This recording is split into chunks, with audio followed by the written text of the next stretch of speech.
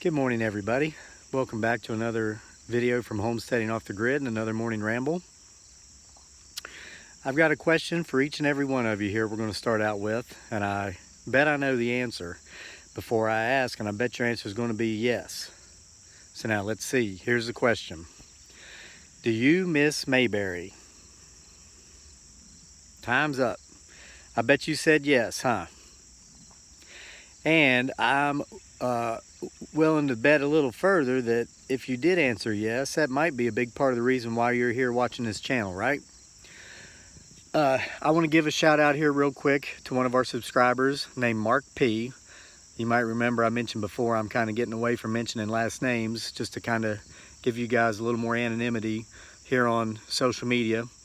And I don't think I could pronounce his last name anyway. It's got 5 or 6 syllables in it. And so anyway, Mark P, here's your shout out. We hit 50,000 subscribers here just a couple of days ago as of this recording. And I kind of talked in the morning ramble the next day. Well, when I thanked you, what's going on? Why are you here? Can't really understand it. And a lot of you folks mentioned stuff about you kind of like our simple way of life here. You enjoy the love our family has for each other, the fact that I respect and appreciate my wife and my son. And I thank you for all these kind words. Mark P, as Mark P usually does, wrote an essay in the comments section. I'm not making fun of you, Mark, just being honest here. And I read them. I mean, I'm always, I held up the book on Thomas Jefferson I'm reading in the video yesterday. It's this thick. I don't read pamphlets. I read like anthologies if it's something that interests me, because I want to learn. So I read Mark's comment yesterday, and he talked about how people, and this is the older generation, I think.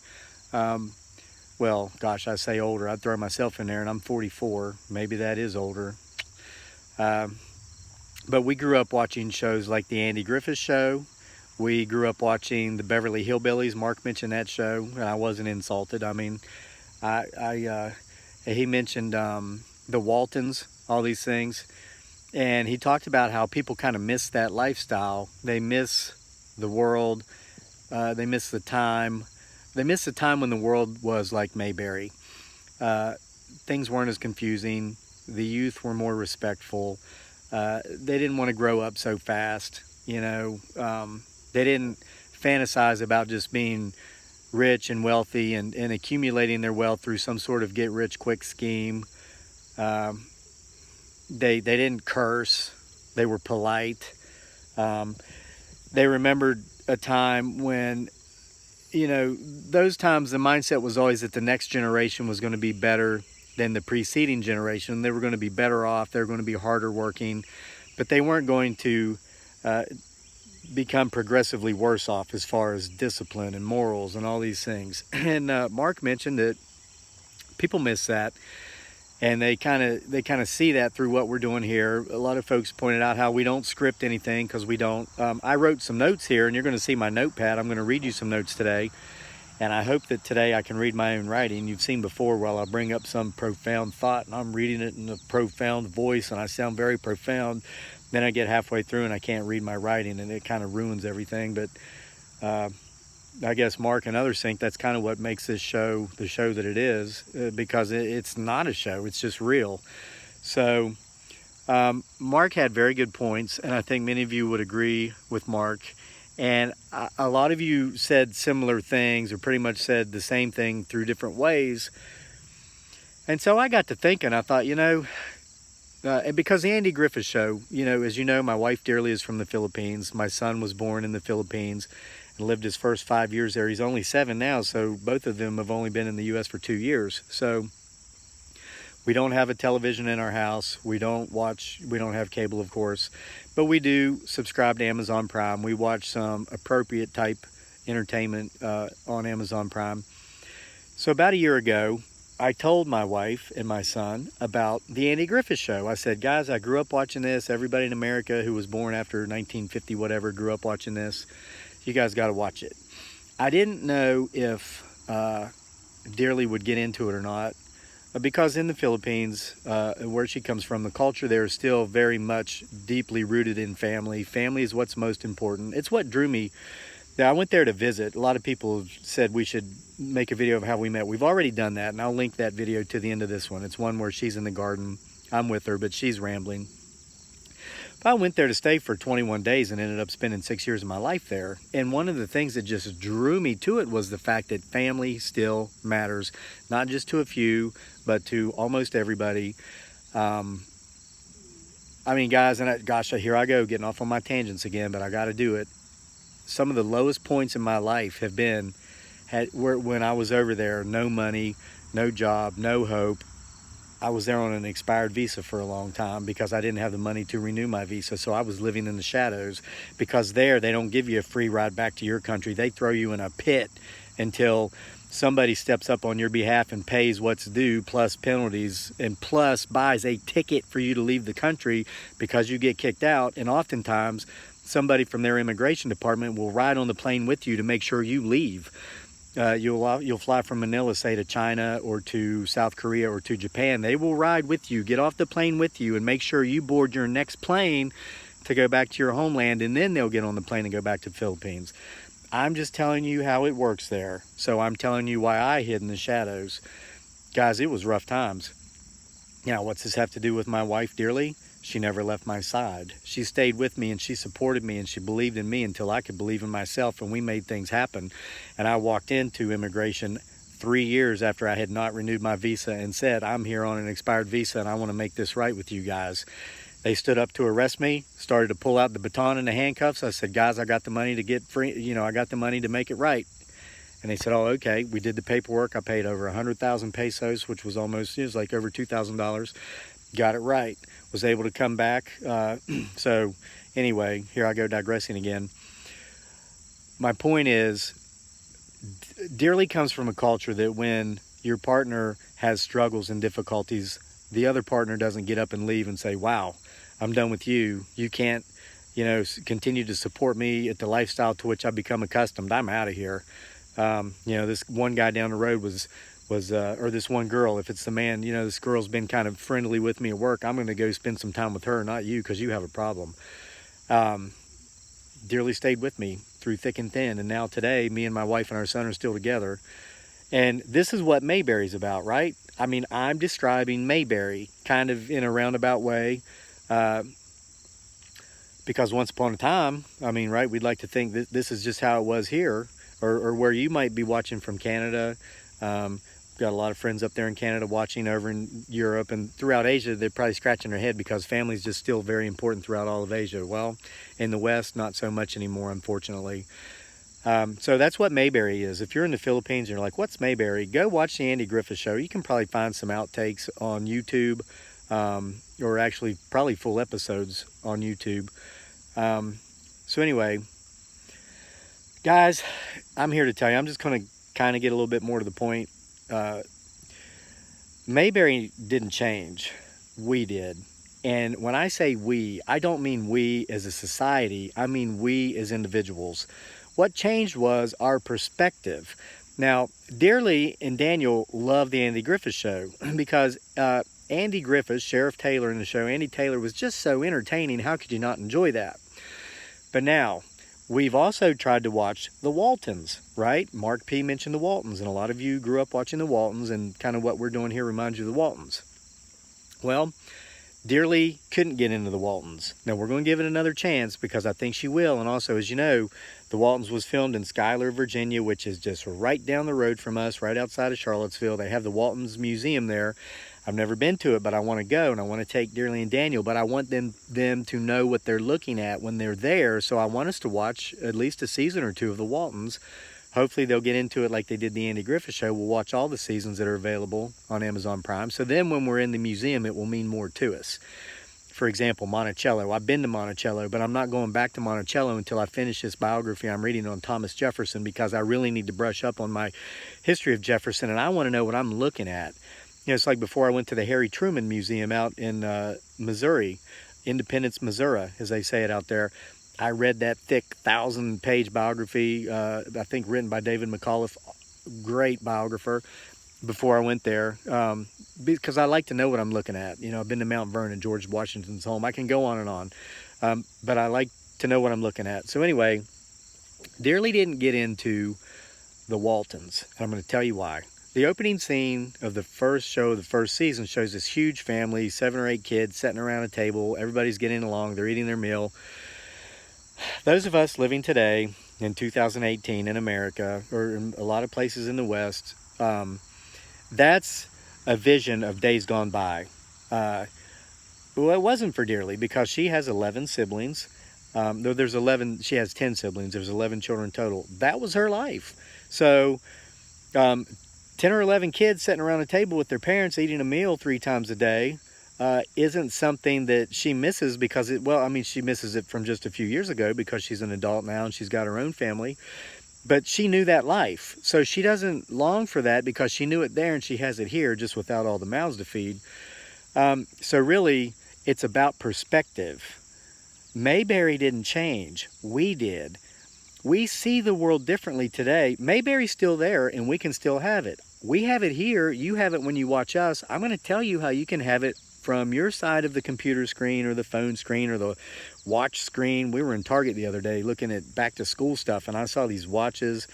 Met a guy here about 2 or 3 weeks ago that had one of these like $500 watches. You might be watching this on your watch. I don't know.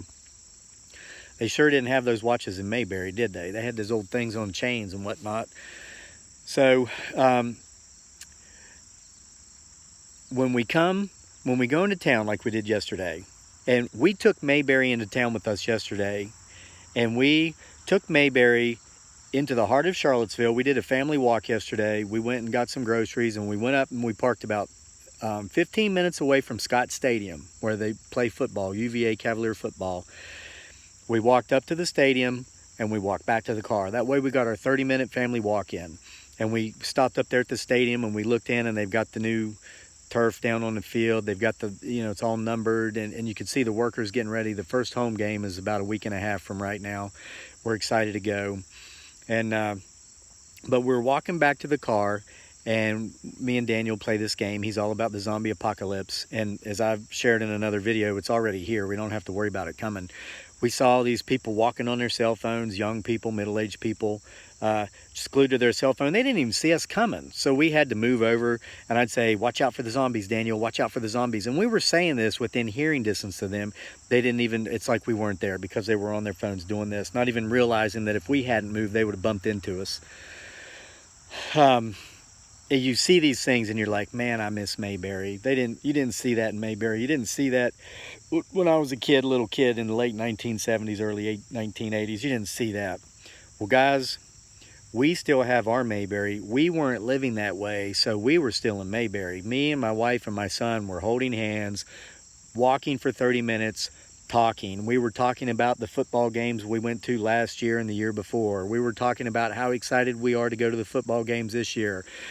We were talking about how there were leaves already falling from some cherry trees, the ornamental type cherry trees that they have planted on campus, and about how autumn is here, fall is autumn, you use those words interchangeably, that it's on the way, where is time gone? We can't believe that our son's getting ready to go back to school tomorrow as of this recording. The other people were glued to their cell phones. They were oblivious to all of this. They were oblivious to the leaves that were falling. They were oblivious to just everything around them. They were oblivious to us getting ready to walk into them until we moved. That has everything to do with them, and it has nothing to do with us. We have chosen Mayberry. We chose a family walk where we noticed our surroundings, where we paid attention to what was going on around us, and we paid attention to ourselves. The choice was ours to bring Mayberry back because we never left it, okay? And Mayberry hasn't left you either. Now it's time to read my notes. Okay? You're probably saying, Kevin, you're crazy. Crazy Lake. That's why they called me Crazy Lake in the Army, because I'm crazy. The world has changed. Times have changed. Mayberry's gone. We'll never get it back. All right. Well, I'm going to read some quotations to you here. And I hope I can read my own writing because I want to sound profound and prolific. Okay, I'm going to read a quote. And a man's writing this while he's sitting down with his pen writing this. He's writing about modern times. And he says, "Never has youth been exposed to such dangers of both perversion, and arrest as in our own land and day. Increasing urban life with its temptations, prematurity, sedentary occupations. You know, he's talking about all these lazy people in the inner cities and whatnot. And passive stimuli, video games, whatnot. Just when an active life is most needed. I mean, we have an obesity epidemic in the U.S. People need to be active more now than ever, right? Early emancipation and a lessening sense for both duty and discipline.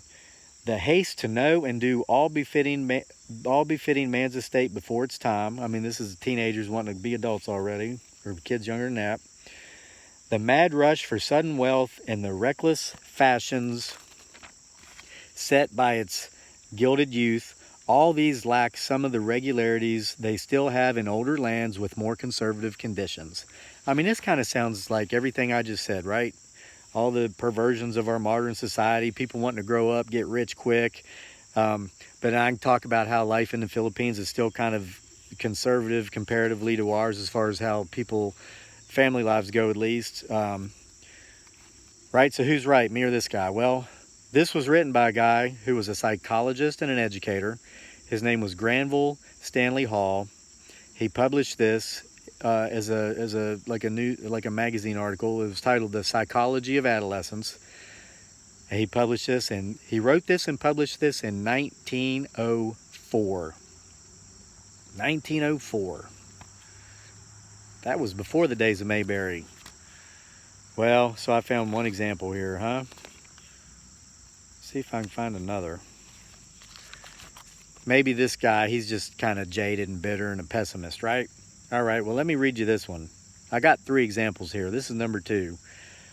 This one says, I find by sad experience how the towns and streets are filled with lewd, wicked children, and many children, as they have played about the streets, have been heard to curse and swear and call one another nicknames, and it would grieve one's heart to hear what bawdy and filthy communications proceeds from the mouths of such children. I mean, he's talking about the youth of today just running up and down the streets, cussing each other out, calling each other derogatory terms. Terrible, right? This was published in a book called A Little Book for Children and Youth, written by a guy named Robert Russell. That's who said this. And he wrote this and said these words in 1695. Long before Mayberry. So long before Mayberry. 1695. It's 270 years before Mayberry. Okay. I'm going to give you a third example, because I like to cite or give several sources when I'm trying to make a point here when I can. Okay, now I'm going to change a couple words here to make them the more modern terms we'd use, but then I'm going to read you the original. Here we go, and this one's shorter. Our father's age was worse than our grandfather's age. We, their sons, are more worthless than they. So in our turn, we shall give the world a yet more corrupt descendant generation. Okay? Our grandfather's age was cleaner. The people were better than our father's age, and our age is even worse. And so for sure, the generation that we pass on to the world is going to be worse than the ones before us, because things just keep getting worse. Here's how this quotation originally reads. Our sire's age was worse than our grandsires. We, their sons, are more worthless than they. So in our turn, we shall give the world a progeny yet more corrupt. Okay, I changed sire to father, and progeny is descendants or descendant generation. This comes from Book 3 of Odes, written by Horace, circa 20 BC. BC being, as you know, before Christ. So 20 years before the birth of Christ, Horace wrote about how decadent the youth of his times was, and how much more decadent they were than the preceding generation, which was more decadent than the generation before them. That last was written 2,048 years ago, almost 2,050 years ago.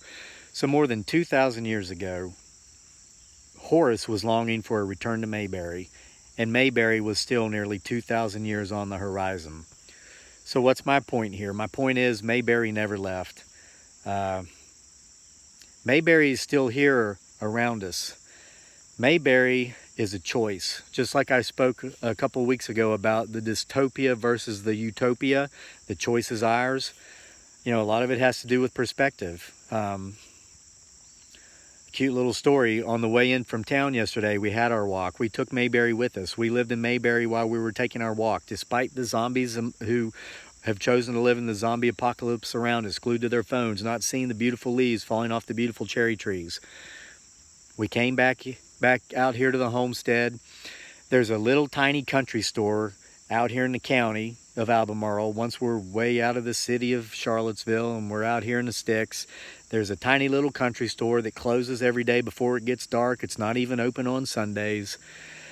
They have a soda machine out in the front. You put in 2 quarters and a dime and it gets you a soda. 60 cents, right? The first time Dearly saw that machine about a year and a half or so ago, she asked me what it was. And I told her what it was, and she said, oh yeah, I remember seeing one of those once in Manila. They have those in the larger cities everywhere around the world, of course, but Dearly didn't grow up in Manila. She grew up in the provinces down in Mindanao. But she remembers a trip, I guess, to the city of Manila when she was a young girl. So she wanted to use this soda machine. She thought it was so cool that we had such advanced technology over here in the U.S. everywhere, that even out in a country store like this, out in the county, you could put a couple coins in a machine and get a soda. So I gave her the coin, showed her how to do it, and she did it. She was intimidated to do it in Manila when she was a little kid because she'd never seen anything like that, and she was afraid she wouldn't know how it worked, and she probably didn't have the money anyway. So she bought a soda, she got giddy and she giggled, and this is one of the things I love about her. Now, I know a lot of people watching this are probably thinking, gosh, that's so simple, it's a soda machine. Yeah, and that's one of the things I love about her. So anyway, now it's kind of like what we do when we go into town or come back. Oftentimes we stop at that soda machine and we make sure we have change, and Dearly and Daniel, you know, they fight over who gets to put the coins in, who gets to push the button. So I try my best to make sure to have enough change to buy 2 sodas. I don't drink soda. So they both get to do it. And we did that yesterday on the way back in from Charlottesville after our family walk. That's our Mayberry. That's our Mayberry. When we drive by a soda machine, it's not just a soda machine. You know, I was using those in the late I was my son's age in 1980. I turned 7 in the fall of 1980. So in 1979, I was 5 and 6. In 1980, I was 6 and 7. I told my wife and my son about buying from soda machines in the late 1970s, 1980s, early 80s. It's not a big deal here. It's kind of outdated technology here, but you know, where she comes from and how she grew up, it's advanced technology. And I think that is so cute, and I think that is so sincere, to the point to where we make sure to have change to get sodas from those machines. That's our Mayberry. Guys, we can have Mayberry within our households. We can have it within our families. Horace was looking for Mayberry 2,000 years ago because he said it was gone, and Mayberry was still 2,000 years on the horizon. In 1904, this psychiatrist was writing about how it was long gone, and it was still 70 years away from, well, it was 50 years away from his time, and 350 years or so away before Mayberry would even visit the world. Before Andy Griffith was ever born, Robert Russell was talking about how he missed Mayberry. Guys, it's all about perspective. I mean, look at me. I've got an umbrella and a hoodie here because I'm looking out my window today before I come up here to do my ramble. And I thought, oh, it's cold and rainy and drizzly. So I put on this hoodie and brought my umbrella out. And that wasn't a gunshot. My neighbor's working on some airplanes or something, if you heard that bang. So I got outside, and it was humid and warm and hot. And I had to take off the hoodie, and I don't even need the umbrella. The world is what we view it to be. Ignorance is bliss. We grow up, we realize that the world wasn't quite as peachy and rose-colored as we thought it was. And in our young adulthood, we struggle with that. But as we age, I've kind of gotten to the point to where I realize, you know, I need to accept what I don't really like, understand that it is here, and do my best to protect myself and my family from it. But I'm not going to dwell on it to the point to where it ruins my experience of life. I want Mayberry. I'm going to make Mayberry. You can make your Mayberry too. I challenge you today to make your Mayberry. Go for a walk with your family. Tell them they're not allowed to take their phones. When you're having dinner, Tell them they're not allowed to have their cell phones and scroll and look and see who said what on Facebook or whatever social media site you're using, YouTube. You are not allowed to watch my videos while you eat your meals today with your family. Once this video's over, turn it off, go outside, go for a walk, take your spouse, your partner, your significant other, whoever's with you by the hand, look at the trees, talk about the time of year. Mayberry didn't change, we did. But if we change how we view things just a little bit, we can have it back. Mayberry's right here with us. We just need to open the door and let it in. So that's your morning ramble for today. I hope you got something out of it. I know I did. Thanks again, Mark P., for the insight, and thank you everybody else for the insight. I'm glad that we can bring Mayberry to you, but folks, we want to give you the skills to bring Mayberry back to yourself or yourselves. Can't be talking like I'm one of those hillbillies out in Beverly Hills, right? So with that, I'm going to give you a parting shot of the homestead. And I wish each and every one of you a blessed day.